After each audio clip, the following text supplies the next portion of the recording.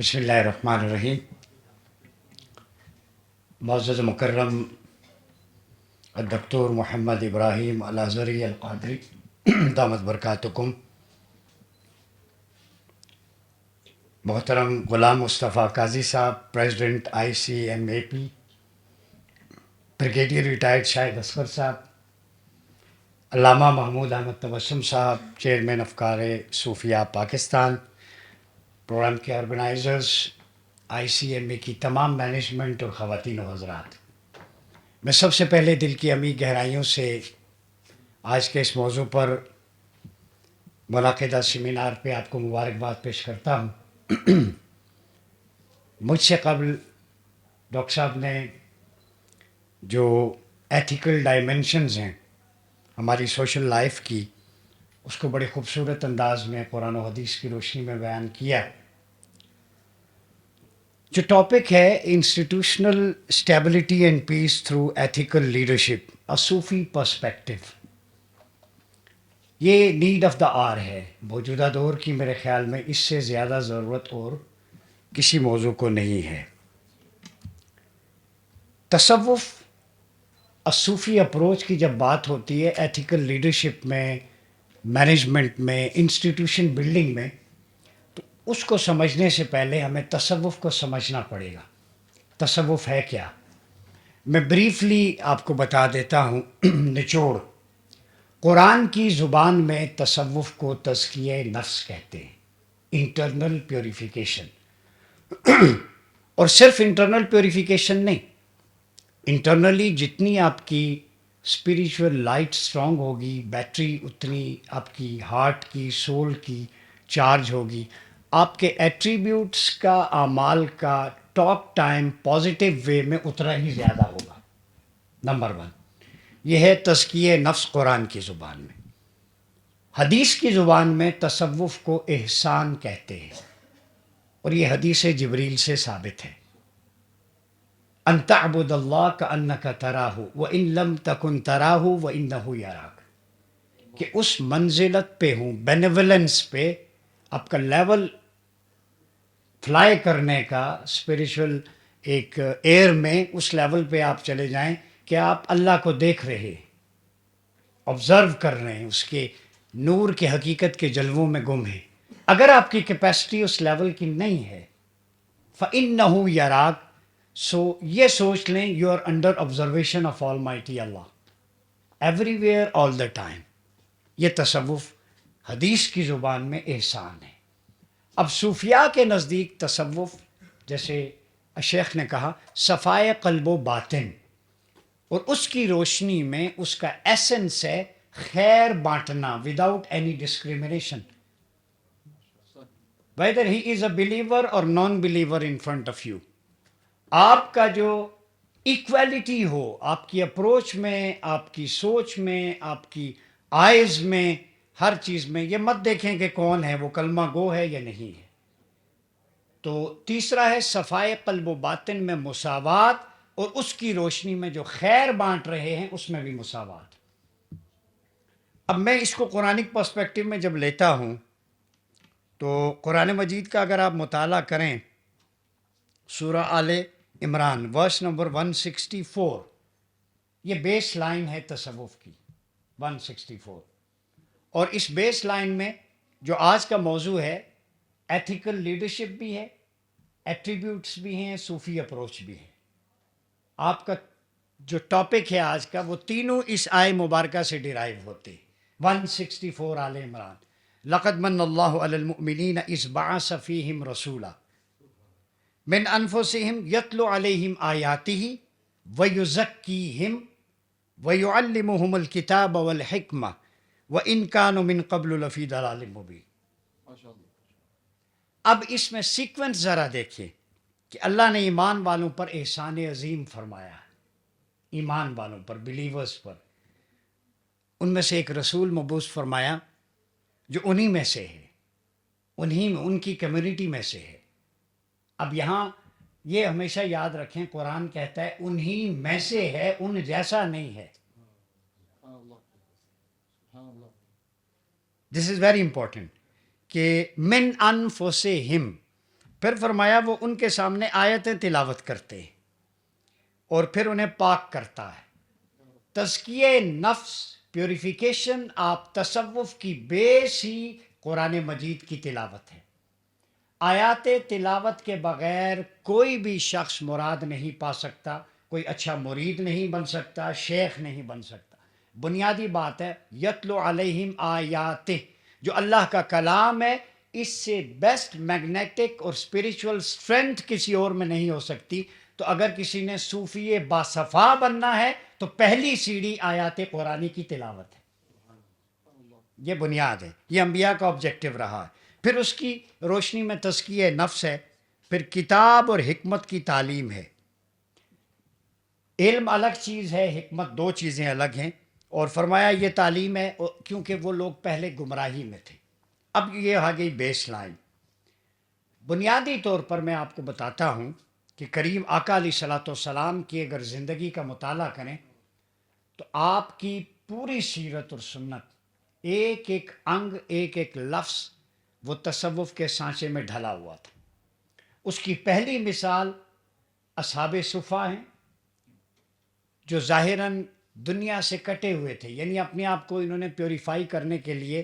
صفا ایک چبوترا تھا، وہاں پہ وہ ریزیڈینشل انسٹیٹیوٹ بن گیا، بعد میں اقامت گاہ بھی تھی، ڈے اسکالرز بھی تھے، وہاں ان کے کھانے پینے کا انتظام تھا. لیکن وہاں سے ایک لیڈرشپ کی نرسری تھی آپ صلی اللہ علیہ وسلم نے تیار کی. اب میں جو ایک چیز آپ سے شیئر کرنا چاہوں گا، ہمارے یہاں ایک آواز اٹھتی ہے، ایک طبقہ ہے اسکالرس کا، ایک علماء کا ہے. کچھ لوگ اکنامکس پڑھ رہے ہیں، کچھ تصوف پڑھ رہے ہیں، کچھ جناب پالیٹکس میں ہیں. یہ ایک کھچڑی بنی ہے. یہ کھچڑی نہیں ہے. Deal with according to their expertise. جیسی کسی کی اپروچ ہے یا اسٹرینتھ ہے اس کے مطابق اس پہ محنت کرو. یہ سنت مصطفیٰ ہے. سارے عالم دین بن جائیں تو پھر ڈاکٹر کون بنے گا، انجینئر کون بنے گا؟ نظام نہیں چلتا. تو نظام چلانے کے لیے آپ کو ہر فیلڈ کے ایکسپرٹس چاہیے.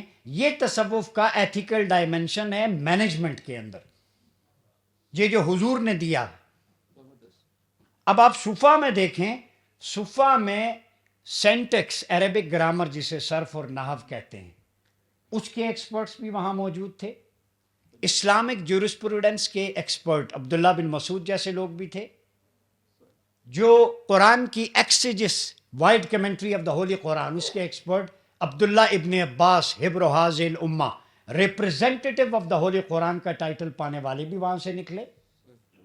وہاں سے دنیاوی امور، سائنٹیفک ایکسپلوریشنز کے ایکسپرٹ سیدنا علی کرم اللہ وجہ الکریم جیسے لوگ بھی نکلے، جنہیں میٹافیزیکل ریالٹیز کا ایکسپرٹ مانا جاتا ہے.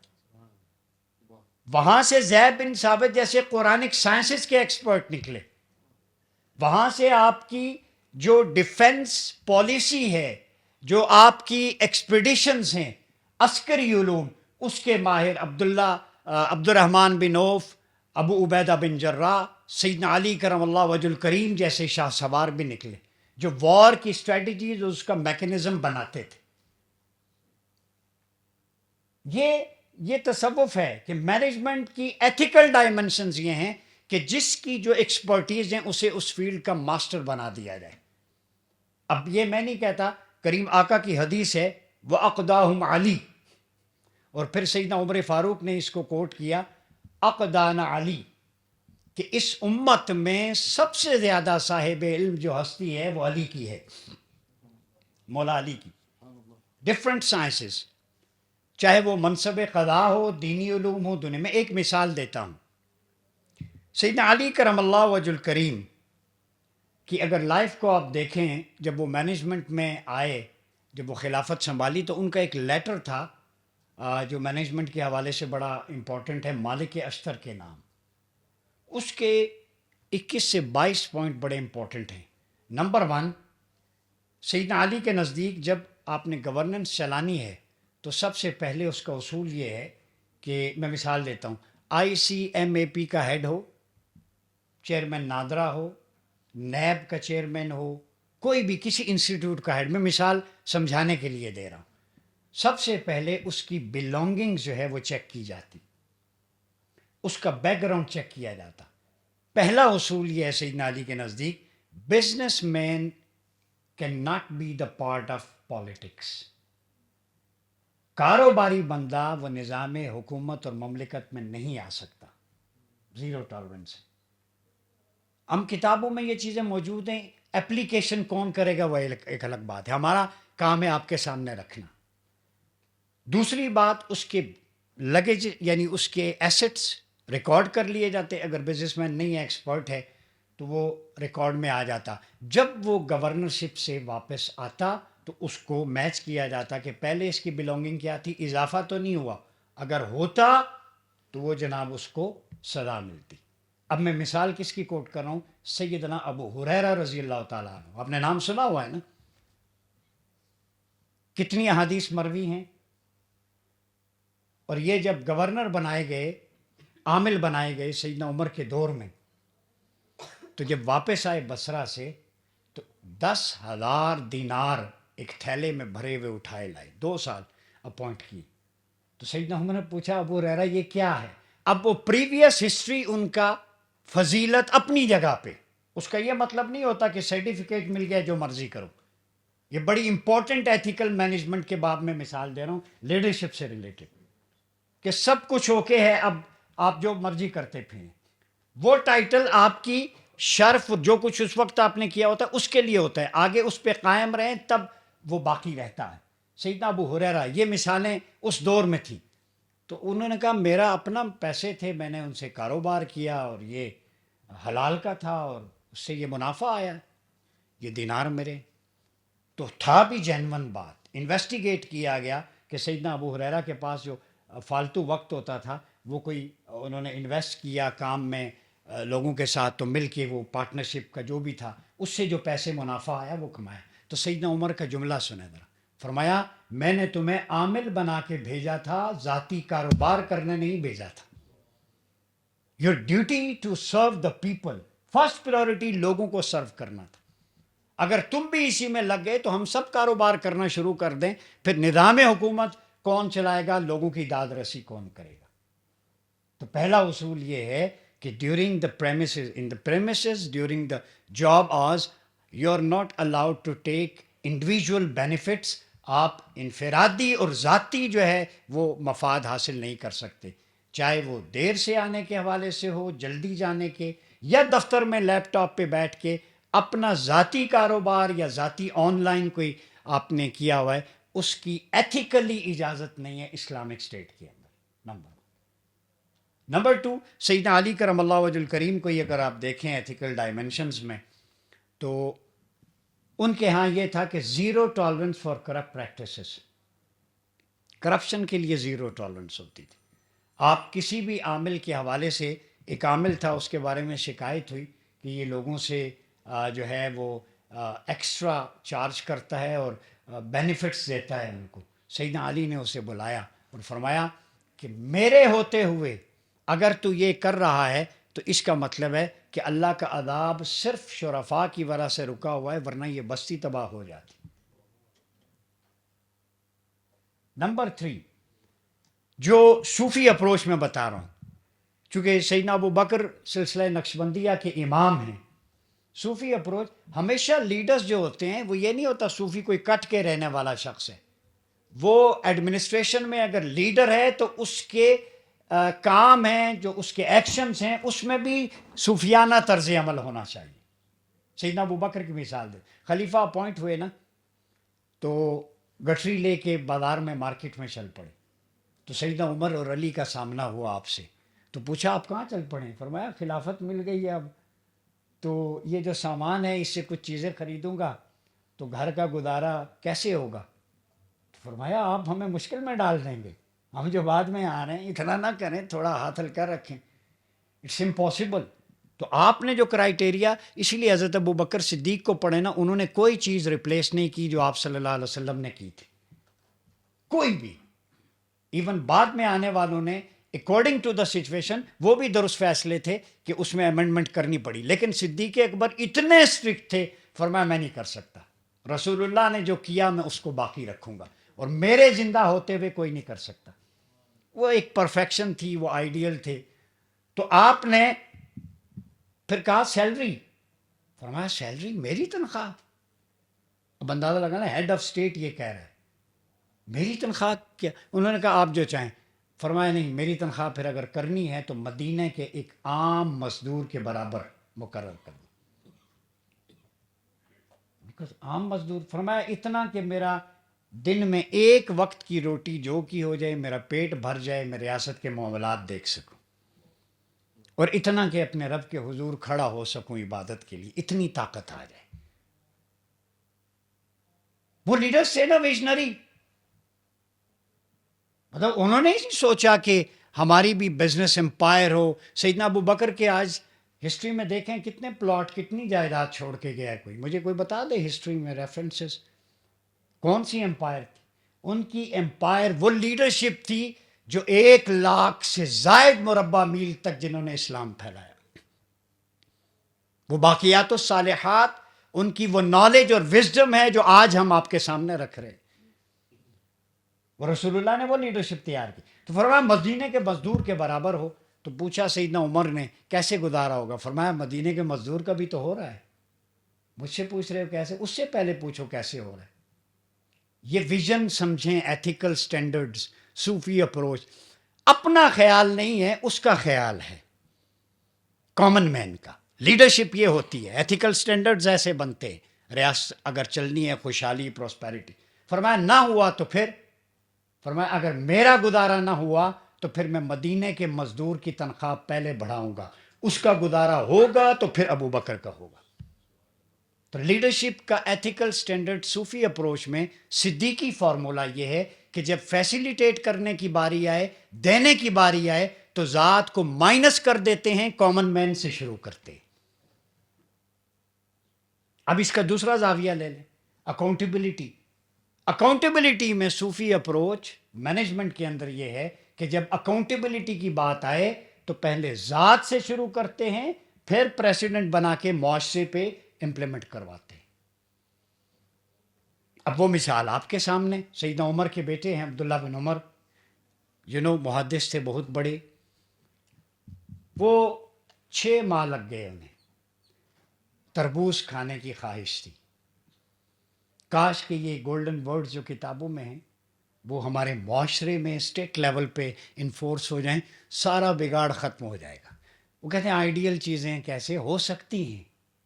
وہ لوگ اگر جس کو آپ سٹون ایج بولتے ہیں 1400 سال پہلے کر سکتے تھے، تو آج تو ساری سہولیات ہیں، آج کیوں نہیں ہو سکتا؟ 10% تو ہو سکتا ہے. کہیں سے تو شروع کریں. یہ جو غلاظت کا ڈھیر تعفن زدہ نظام ہے، اس کو بدل کے ہم کسی بہتری کی طرف جائیں. ایک یونٹی آف کمانڈ ہو، جیسے بنیانوں مرصوص بنے تھے مارکہ حق میں.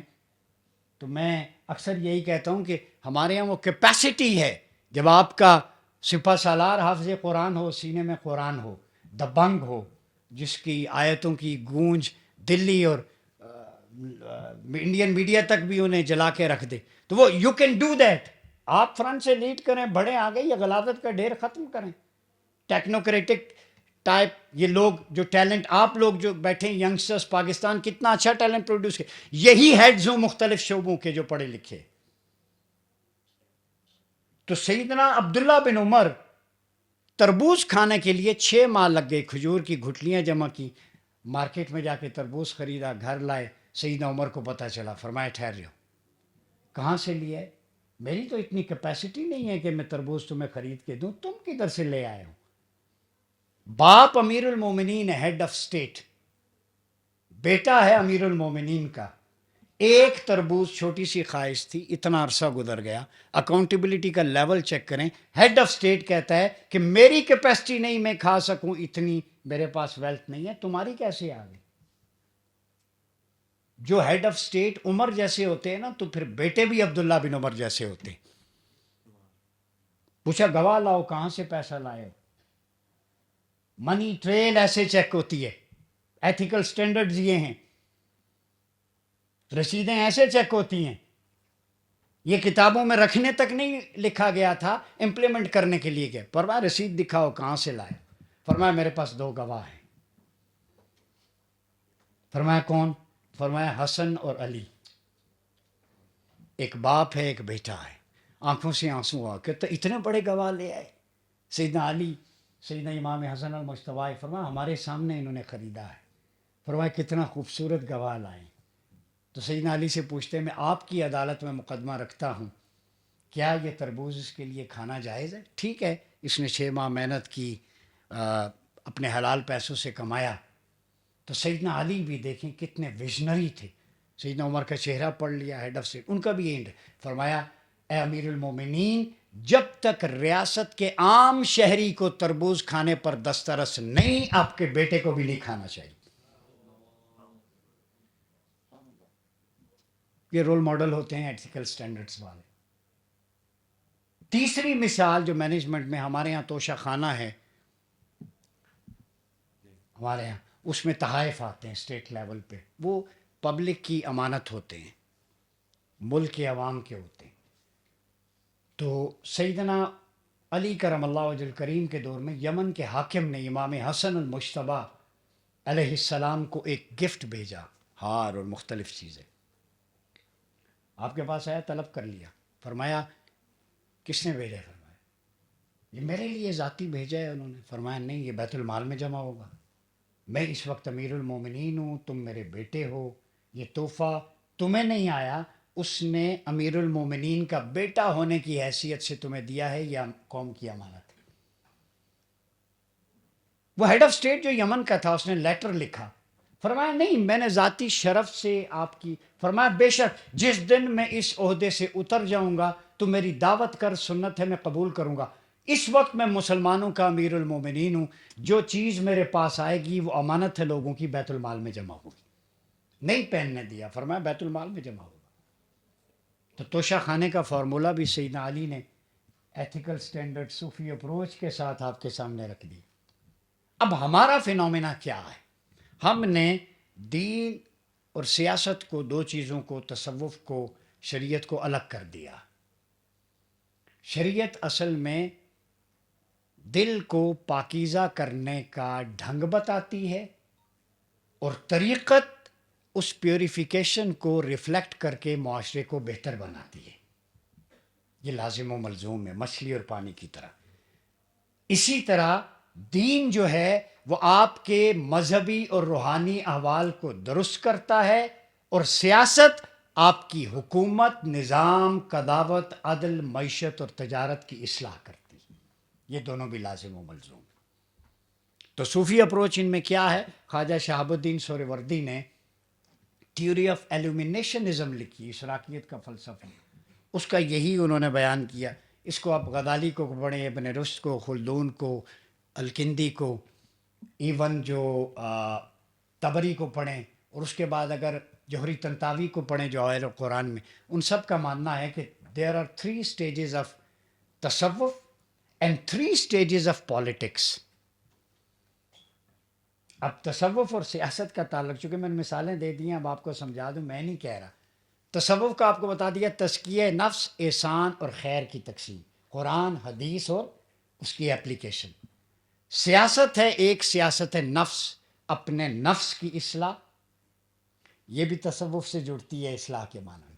ایک ہے تدبیر منزل، گھر کے امور کو کیسے مینج کرنا، یہ تدبیر منزل، یہ سیاست کی دوسری قسم ہے. اور تیسری قسم پالیٹکس کی، وہ سیاست مدن ہے، ملک، معاشرے اور پالیٹکس، عدالت، معیشت، تجارت کو کیسے صاف ستھرا رکھنا ہے، یہ سیاست. تو 3 چیزوں میں، شریعت، طریقت اور سیاست، تینوں میں جو قدر مشترک ہے، جو ایک سنگم پہ تینوں کو ملاتی ہے، وہ ہے صفائی، صاف ستھرا ہونا. تو جب آپ تصوف کو معاشرے سے، دین سے، سیاست سے مائنس کریں گے تو نہ سیاست صاف ہوگی نہ دین صاف ہوگا. جب آپ دین کو تصوف اور سیاست سے مائنس کریں گے تو آپ کا تصوف اور سیاست دونوں صاف نہیں. یہ تینوں اکٹھے چلنے چاہیے. انسٹیٹیوشن میں، انڈیویجول سطح پہ دین کی سپرمیسی ہو. دین ایک اوشن ہے، وہاں سے تصوف اور سیاست کے چشمے پھوٹتے ہیں. تو جب یہ بہتے ہیں اکٹھے تینوں، تو آپ کی انر پیوریفیکیشن بھی ہوتی ہے، ایکسٹرنل پیوریفیکیشن بھی ہوتی ہے، پھر ادارے بھی سیٹ ہوتے ہیں. اس میں معین الدین چشتی میں اجمیری کی مثال دے کے اجازت چاہوں گا کہ آپ بیٹھے ہوئے تھے تو ایک ہندو آ گیا. اس اپروچ کی آج پاکستان کو ضرورت ہے.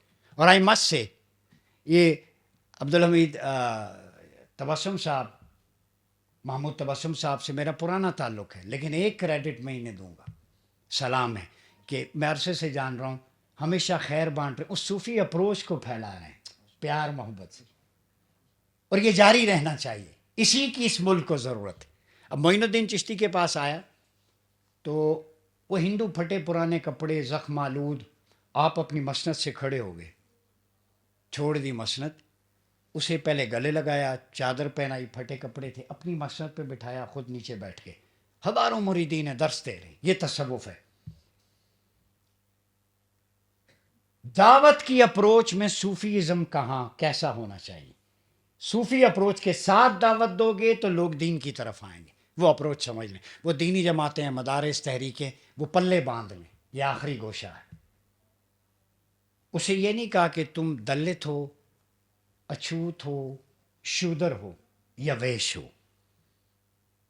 تمہیں تو اپنے برہمن اور کھشتری اپنے قریب نہیں گھسنے دیتے. انڈیا میں کلاسیفیکیشن ہے نا، حالانکہ ویدک لٹریچر میں کوئی کلاسیفیکیشن نہیں ہے. یہ ہندوتوا فلاسفی نے یہ چار ٹرمز، اب تو اچھوت جو ہے وہ ان کے آر ایس ایس کے غنڈوں کے قریب سے سانس بھی لے لے تو اسے برچھی سے مار دیتے. اب تو انڈیا کا سیکولرزم ہندوتوا کے ہتھے چڑھ گیا ہے. وہ ویدک لٹریچر یا مہاتما گاندھی والا نان وائلنٹ انڈیا ختم ہو چکا ہے. یہ الٹرا نیشنلزم ایک زائونسٹ کا غذا میں، ایک ہندوتوا کا یہاں، نہ صرف خطے کو، پوری دنیا کو اس نے تباہی کے دانے پہ لا کھڑا کیا. اب وہ جو انہوں نے یہ سوال نہیں کیا، انہوں نے اسے پوچھا کھانا کھاؤ گے؟ وہ بھوکا تھا. نوالے خود توڑ کے کھانا کھلایا، پانی پلایا، اس کے زخم دھوئے.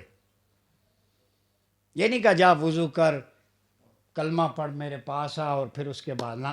جو اس کی بیسک نیسیسٹیز تھیں ان کو ایڈریس کیا. Human psyche, neuro linguistic programming کا اگر آپ نے پڑھا ہے تو دیکھ لیں، صوفی اس وقت این ایل پی کا ایکسپرٹ ہوتا تھا جب این ایل پی کی ٹرم بھی کسی کو نہیں پتا ہوتی. لوگوں کی نفسیات کے کلم الناس علی قدر عقولہم کا کی تفسیر ہے یہ، جیسے حضرت فرما رہے. اس کا مائنڈ سیٹ، اس کی ضرورت کیا ہے. ہندو نے دیکھا، اچھا، اسے پوری ہسٹری، مجھے تو اپنے پاس بیٹھ کے کھانا نہیں کھانے دیتے ہیں، سانس نہیں لینے دیتے. یہ اسلام ہے. ان کا اتنا بڑا گرو خود اٹھ گیا اپنی مسند سے، لوگ بیٹھے ہیں، رسپیکٹ دی، چادر پہنائی، کھانا کھلایا، مجھ سے میری ضروریات کے بارے میں پوچھا.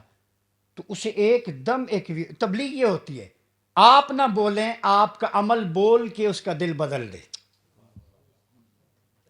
صوفی زبان سے نہیں بولتا، وہ جو کرتا ہے اس کے احوال خود بخود بتلا دیتے ہیں. وہ اب سوچ رہا ہے کہ یہ ادھر میرے ساتھ یہ رویہ، جو پریویس لائف ہے میری، اس میں نے کتنا، یہ اسلام ہے. آپ نے فرمایا اب تم جا سکتے ہو. پھر بھی تبلیغ اور دعوت اور کچھ نہیں، اپنا کام کر دیا. کہنے لگا جانے سے پہلے ایک سوال ہے. فرمایا پوچھو. فرمایا معین الدین صرف ایک خواہش ہے، کر دو گے؟ فرمایا سوال تو پوچھو. کرنے والا اوپر بیٹھا ہے. پوچھا کیا سوال ہے؟ فرمایا جیسے تم ہو ویسا ہی مجھے بنا دو. یہ ایک ہندو کا سوال ہے. تبلیغ ایسی کہ منہ سے کچھ نہیں بولا، بس کیا ہے جو اس کی ضروریات، لیکن وہ بول پڑا جیسے تم ہو مجھے ویسا بنا دو. اب صوفیاء سے بھی میں کہوں گا، جو آج کل برفجہ دور ہے، انسٹیٹیوٹ ہیں، اچھا کام ہو رہا ہے. معین الدین چشتی اجمیری رحمۃ اللہ علیہ فرمایا بیٹھو. اندر گئے، مصلی بچھایا. اب اپروچ دیکھیں. آپ جتنا خود کو ڈاؤن ٹو ارتھ کریں گے اتنا اللہ اٹھائے گا. جتنا اللہ کی بارگاہ میں جھکیں گے غیروں کے سامنے اتنے ہی سر بلند ہوں گے. جھکنے کی بارگاہ صرف ایک ہے، ادھر جھک جائے. مصلی بچھایا اور سجدے میں گر گئے. فرمانے لگے مولا یہاں تک بھی تیرے فضل سے آیا ہے، آگے بھی تیرے حوالے ہے. میں کو مائنس کر دیا. خودی، خود نمائی، ختم، خود شناسی اور خودداری پیش کی. خود شناسی یہ ہے میں تو کچھ بھی نہیں، سب کچھ تو ہے. یہ فنا فی اللہ کا مقام ہوتا ہے. یہاں تک تو لایا ہے، میں تو وسیلہ تھا. کیسے کیا؟ تیرے فضل سے کیا، اب بھی تیرے حوالے. خود کریڈٹ نے لیا. تو صوفی کر کے کریڈٹ کو مائنس کرتا ہے، اللہ پہ چھوڑ دیتا ہے. باہر آئے، کلمہ پڑھایا، مسلمان کر دیا، وہ چلا گیا. تو مریدین نے پوچھا یہ کیا کیا آپ نے، جواب تو دیں ذرا. فرمایا مخلوق کس کی ہے؟ جواب سنے صوفی کا. فرمایا اللہ کی. فرمایا میں اسے دھتکار دیتا تو میں پھر مجھ سے معین الدین سے بڑا منافق کوئی نہ ہوتا، پھر یہ ہندو بھی مجھ سے بہتر ہوتا. پوچھا کیوں؟ فرمایا من احب شیئا فاکثر ذکر، جس محبوب سے محبت ہو اس کی ہر چیز سے محبت ہوتی ہے، ہر وقت اسی کا ذکر ہوتا ہے. تو دعویٰ اللہ کی محبت کا میں تمہیں درس دوں، مصلے بچھاؤں، تو اس کی بنائی ہوئی مخلوق آ جائے اسے دھتکار دوں. تو آج میں اسے دھتکار دیتا تو کل روز حشر اس کا ہاتھ میرے گریبان میں ہوتا، اللہ کی عدالت ہوتی. یہ کہتا مولا تو جسے لوگ ہند الولی کہتے ہیں، سلطان الہند، اس سے بڑا منافق کوئی نہیں. دعویٰ تیری محبت کا، میں اس کے پاس گیا تھا، اس نے مجھے دھتکار دیا. تو مجھے تو محبوب کی محبت نے مجبور کیا تھا کہ اس کا ہے، جب اس کا ہے تو پھر میرا بھی ہے. اور یہی حال صدیق اکبر جب مال لٹا کے آئے نا، حضور نے فرمایا گھر والوں کے کیا چھوڑ آئے ہو؟ فرمایا اللہ اور اس کا رسول. اور یہ آئی سی ایم اے میں بیٹھنے والے اداروں میں سب سن لیں، کوئی بھی کام کر کے لیڈر اور باس میں فرق ہوتا ہے. باس بائی فورس کچھ بھی کرواتا ہے، کریڈٹ لیتا ہے. لیڈر جو ہوتا ہے وہ امپاور کرتا ہے کہ ایک میں ہوں، میری جگہ 10 اور تناور درخت اگلے سال یہاں پہ لگے. وہ صدیق اکبر اور خلفاء کی کوالٹی تھی. وہ گھر میں کس کو چھوڑ آئے ہو؟ فرمایا اللہ اور اس کا رسول. اب سوال یہ ہے جب مال حضور کے قدموں میں نشاور کیا تو حضور نے پوچھا گھر میں کیا چھوڑا ہے؟ تو جواب تو یہ بنتا تھا جو کچھ تھا حضور آپ کے قدموں میں ہے، گھر میں تو گھر خالی ہے. جواب تو یہ بنتا ہے. لیکن صوفی اپروچ یہ ہے صدیق اکبر کی، نہ میرا تو کچھ نہیں گیا، اس کی تو کوئی وقت نہیں، میرے پاس گھر میں تو اللہ اور اس کا رسول موجود ہے. لٹا کے کہنا میرا کچھ نہیں گیا، میرے ساتھ رب اور اس کا رسول ہے، اسے سخاوت کہتے ہیں. اگر لٹا کے گننا اور یہ جواب دینا سب کچھ تو پیش کر دیا ہے، اسے سخاوت نہیں کہتے. صوفی ازم میں اسے کنجوسی کہتے ہیں، جتلانا کہتے ہیں. اور اسی کو سیدہ کائنات سیدہ فاطمہ الزہرا سلام اللہ علیہ نے، آخری بات لمبی ہو گئی، آپ چونکہ خواتین بہنیں بیٹیاں بھی بیٹھی ہیں، رمضان میں جب افطار کا وقت قریب آیا تو سائلین آئے. مولا علی کرم اللہ وجہ الکریم تھے تو 7 سائلین آئے، جو کی روٹی کے ساتھ ٹکڑے کیے، پانی بھی تھا، ان پہ لٹا دیا. اب افطار قریب ہے، گھر میں کھانے کو کچھ نہیں ہے. بیٹی کس کی ہیں؟ جنہیں اللہ نے زمین و آسمان کے خزانوں کی مفاتیح الکنجیاں عطا کر دی. اب جب افطار کا وقت قریب آیا تو مولا علی کو نہیں پتا تھا کہ سب ختم ہو گیا. فرمایا فاطمہ دسترخوان بچھاؤ، افطار کا وقت قریب ہے. تو جواب کیا بنتا تھا جنہوں نے خود لٹایا، اب تو گھر میں کچھ نہیں بچا، سب کچھ سائلین کو دے دیا، کیا دسترخوان بچھائیں؟ آپ نے دسترخوان بچھا دیا. سیدہ کائنات نے سلام آپ کی طہارت کو، تربیت کس کی آغوش میں ہوئی تھی؟ میرے مصطفیٰ. آپ نے بچھا دیا. تو جب افطار کا وقت آیا فرما فاطمہ دسترخوان بچھایا ہے، کھانا باقی جو کچھ بھی تھا وہ لے آؤ، جو کچھ بچا ہے. جواب سنیں. اب یہ ہے صوفی اپروچ. سب کچھ لٹا کے جواب یہ نہیں دیا کہ آپ کے سامنے 7 سائلین کو دے دیا، ہوتا تو میں دسترخوان پہ لے آتی. آج کل کی بیوی کا یہی جواب ہوگا. سلام سیدہ کائنات. فرمایا یہ نہیں کہا کہ میں نے لٹا دیا کچھ نہیں رہا. فرمایا علی آپ راضی نہیں ہیں کہ آج ہم اللہ کی رضا پہ افطار کریں؟ یہ لیول نہیں مل سکتا. فاطمہ ایک تھی قیامت تک، حسنین بھی قیامت تک دوسرے نہیں ہو سکتے. ماں ایسی ہو تو بیٹے ایسے ہو. جب یہ لیول آ گیا تو اللہ نے جبریل کو کریم آقا کے پاس بھیجا، جا اپنی بیٹی کے گھر کی خبر لے، مقام رضا پہ آ گئی. حضور فرمایا بتایا نہیں. تو جبریل کے ذریعے سلام بھیجا، ان اللہ تعالیٰ یقرئک السلام یا فاطمہ، اے فاطمہ اللہ تم پر سلام بھیج رہا ہے، اور یہ پوچھ رہا ہے حل انت ان ربک راضٍ. رب پوچھ رہا ہے اے فاطمہ سے پوچھ میرے محبوب تو اب اپنے رب سے راضی ہے؟ اللہ رضا پوچھنے کے لیے جبریل کو بھیج. تو آپ کا جواب ان ربک راضٍ، فاطمہ تیرا رب، تو اپنے رب سے راضی ہے. عقیدہ ملاحظہ فرمائیں، آپ نے یہ نہیں فرمایا انا ان ربی راضٍ، میں اپنے رب سے راضی ہوں. فرمایا انا ان ربک راضٍ، چہرے مصطفیٰ کی طرف انگلی کی. فرمایا یا رسول اللہ مجھے تو رب کا ہونا آپ نے بتایا، میں آپ کے رب سے راضی ہوں. تو سب کچھ لٹا کے گننا، احسان جتانا، یہ صوفی اپروچ نہیں ہوتی. آج اگر ہم اپنے ہارٹس کو، سسٹم کو، ہر چیز کو پیوریفائی کرنا چاہتے ہیں، دین، شریعت، سیاست، تصوف، ان سب چشموں کو ساتھ لے کے چلنا پڑے گا. ملک پاکستان اس وقت نرغے میں ہے. پیغام یہ ہے کہ اندرونی بیرونی خطرات کا مقابلہ کرنے کے لیے ہمیں پھر بنیاد مرصوص بننا ہوگا. اپنی پولرائزیشن کو ختم کریں، فالٹ لائنز ختم کریں. یہ پاکستان ہے تو ہم ہیں. یہ مدینہ طیبہ کا اردو ترجمہ ہے. پاکستان دا لینڈ آف دا پیور، اس کا سبز ہلالی پرچم گنبد خضرا سے کشید کیا گیا ہے. شاہ ولی اللہ محدث دہلوی جب روزہ اقدس کے باہر تھے تو انہیں خواب میں حسنین کریمین نے انفار العارفین اٹھائیں پڑھیں، دو دھاری چادر دی سبز اور سفید رنگ کی. اور شاہ صاحب نے فرمایا کہ یہ سبز رنگ اور سفید رنگ ایک اسلامی ریاست کی قیام کی طرف اشارہ تھا. تو پاکستان کا سبز ہلالی پرچم یہ مصطفیٰ کریم کی بشارت، حسنین کریمین کا تحفہ اور شاہ ولی اللہ کی تعبیر ہے. اس کا ہمیں خیال رکھنا ہے. اس پر توجہات ہیں. اس فوج پر جو غزوہ ہند کی فاتح فوج ہوگی، جس کے بارے میں کریم آقا نے فرمایا سیدنا ابو ہریرہ نے کہ ایک وقت آئے گا کہ ایک خطے میں ایسے مجاہد ہوں گے کہ جو ہند کے بادشاہ کو بیڑیاں ڈال کے لائیں گے. آپ کے خلاف فالس پروپیگیشن سوشل میڈیا پہ جہاں پہ بھی ہو، دنیا کی 45 ایجنسیاں لگی ہیں، تنہا کھڑی ہے آپ کی فوج. اس کے پیچھے کوئی راز ہے. آپ کے اثاثے محفوظ ہیں، کوئی روحانی توجہات ہیں. تو یہ ملک اولیاء صوفیاء کی تجلیات پہ قائم ہے. اس کو قائم و دائم رکھیے اور صوفی اپروچ کے ساتھ خیر کے تصور کو بانٹیں. اس شعر کے ساتھ کہ لباس محبت صوفیاء میں بس اتنی خوبی ہے، پیون تو ہوتے ہیں دھبے نہیں ہوتے. بہت شکریہ.